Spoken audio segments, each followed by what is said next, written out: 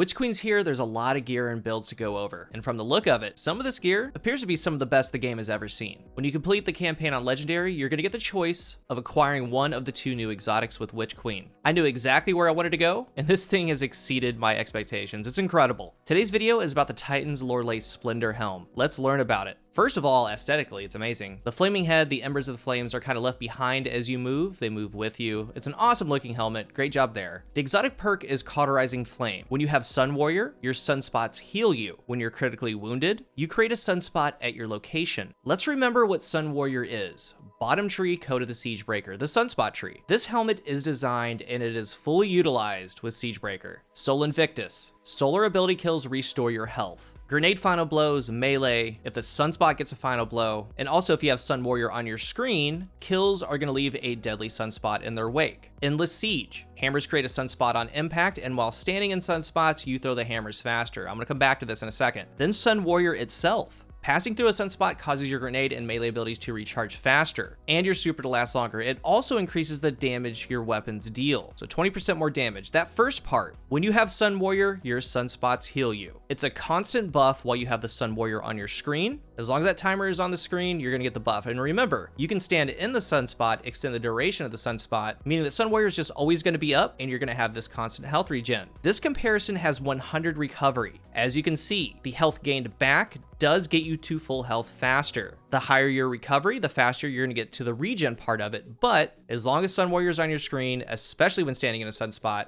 it kind of works as a little mini rift. Not as big, but it's enough. So how much health does it give you? I estimate about 6 or 7 per tick. And I came to this conclusion because it does out-tick something like Thorn. It takes it out of the equation. It also out-ticks Necrotic Grip. Now, Necrotic Grip, that poison is 5 per tick. It outdoes that. But even when you combine Thorn and Necrotic Grip, it makes the poison stack at 6. It's on that level combating it. So that means you're getting around 6 or 7 health. There's a lot of rounding that goes on with the ticks. There's probably rounding going on with the health. So the actual number, it's unknown unless they specifically state it, but I estimate 6 to 7. Is that enough? Yes. I'm gonna get into PvE synergy in a moment, but in this sunspot, you're getting the constant health. As long as Sun Warrior's on your screen, you're getting the 20% more damage. And if the sunspot gets a kill, maybe an ad runs up, if you throw a grenade, if you get a melee final blow, that is going to give you a health chunk because of Sol Invictus. It can do really well. I was actually really underleveled while I was doing this Lost Sector, and it kept me alive. Yeah, there's a couple times where I was about 1-2 damage ticks away from death, but if I didn't have it, otherwise I would have gone down. So yes, it can and does work. I'm going to circle back to the second part of this helmet, but right now the health regen, it's really, really nice. Going into the super, you get to throw the hammers faster, and it's almost as if you're standing in your own little healing rift. And when those hammers get some kills, it gives some health back. So if you're not getting any kills and you're still taking damage, it can get you back to normal because you have some damage reduction while on your super. This part works really well. Now the second part, when you're critically wounded, you create a sunspot at your location. This is nuts. Because when we first saw how this perk would work, we kind of threw around different ways it could work, and this kind of exceeded my expectations. It does work how it's stated. Whenever you get into red health, meaning your shields are broken, you're going to drop a sunspot at your feet. So I'm going to talk about PvP first. I think that this is where this helmet's going to get a lot of play, and I'm going to show you some build synergy in PvE in a moment with some great footage to go along with that, with what you can do. But in the Crucible, how many times per match, per gaming session, are you in red health after a gunfight? How many times are you sniped in the body as you're moving? How many times are you hit by a monarch or a bow as you're moving? So this is what we're about to get into.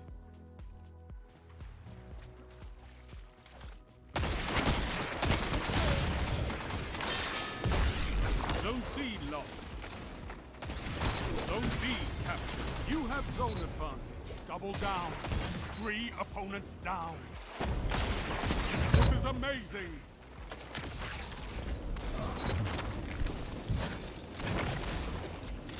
There's a lot to unpack here in PvE or the Crucible. When you die, a sunspot will be dropped. I have had many times in the Crucible already where it takes out my enemy. A comical amount of enemies. And think about all those 50-50 shotgun fights. A lot of times enemies just aren't paying attention or aren't expecting the sunspot. It can down them. Also in PvE, when you go down, I was looking and testing, the sunspot will be there when you get up, so you're gonna get an overshield and Sun Warrior when you're back up. And if you get taken down and maybe you're just rushed by a whole bunch of thrall and they kind of melee you to death, it should take out all those trash mobs in the area. It works well. And note, for PvP specifically, Bungie reduced the sunspot damage versus players from 250 hit points a second to 75 hit points a second. Straight up, it has to be because of this helmet. There's no other way around that. The sunspots have been the same for years, and all of a sudden they get a damage reduction. I wonder why. Because this helmet dropping that sunspot, there's so many tangible scenarios that come up all the time. Like, how many times are you in mid gunfight and they crack your shields? When that happens, your weapons get 20% more damage. A lot of them, like a 140 hand cannon, you can finish off with a body shot. It's crazy.